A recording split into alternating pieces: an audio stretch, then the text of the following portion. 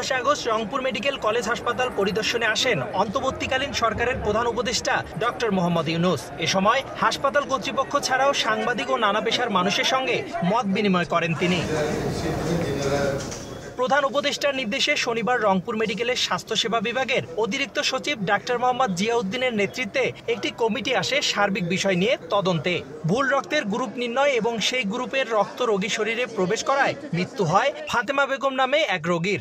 Blood transfusion বিভাগের গাফিলতিতে তার মৃত্যু হয়েছে বলে অভিযোগ করেন স্বজনরা। ফাতেমা বেগমের সন্তান আব্দুল্লাহ আল জিসামের সঙ্গে কথা বলে তদন্ত কমিটি। ওনারা নিউজে স্বীকার করছে, আমাদের কাছে কাগজ আছে, তো এখানে আমি তদন্তের তেমন কিছু দেখি না যে এখানে তদন্ত করে একটা রেজাল্ট বের করতে হবে। সবাই জানে যে অ্যাকচুয়ালি কি হয়েছে। এদিকে নামে সরকারি হাসপাতাল হলেও টাকা ছাড়া মিলছে না কোনো সেবা। ভুক্তভোগীদের অভিযোগ, ওষুধ সহ সব ধরনের টেস্ট করতে হচ্ছে নিজের খরচে। 40% বেশি গ্লো, বিশ্বের 1 নম্বর গ্লো ক্রিম, নতুন গ্লো এন্ড লাভলি।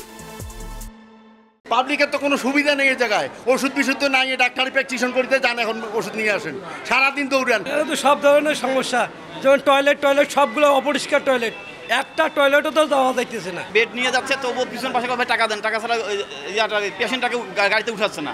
হ্যাঁ, এই বলতে টাকা দেন তারপর গাড়িতে উঠাচ্ছে। ফাতেমা বেগমের মৃত্যুর সঠিক কারণ খুঁজে তদন্ত সাপেক্ষে ব্যবস্থা নেওয়ার আশ্বাস স্বাস্থ্য বিভাগের। সেই মৃত্যুর পিছনে আসলে কোনো অবহেলা আছে কিনা সেই জিনিসগুলোকে চিহ্নিত করার জন্য মন্ত্রণালয় থেকে যে তদন্ত কমিটি গঠন করেছে, কোন জায়গাগুলোতে এই সমস্যাগুলো সৃষ্টি হচ্ছে, পরে সেগুলোকে অ্যাড্রেস করার জন্য আমরা সুপারিশ করব। টিউমার অপারেশনের জন্য গত 22 জুন রংপুর মেডিকেল কলেজ হাসপাতালে ভর্তি হন ফাতেমা বেগম। ভুল রক্তের গ্রুপ নির্ণয় এবং সেই গ্রুপের রক্ত তার শরীরে প্রবেশ করায় গুরুতর অসুস্থ হয়ে পড়েন। পরে তাকে উন্নত চিকিৎসার জন্য ঢাকা মেডিকেলে নেওয়া হলে 10 জুলাই তার মৃত্যু হয়।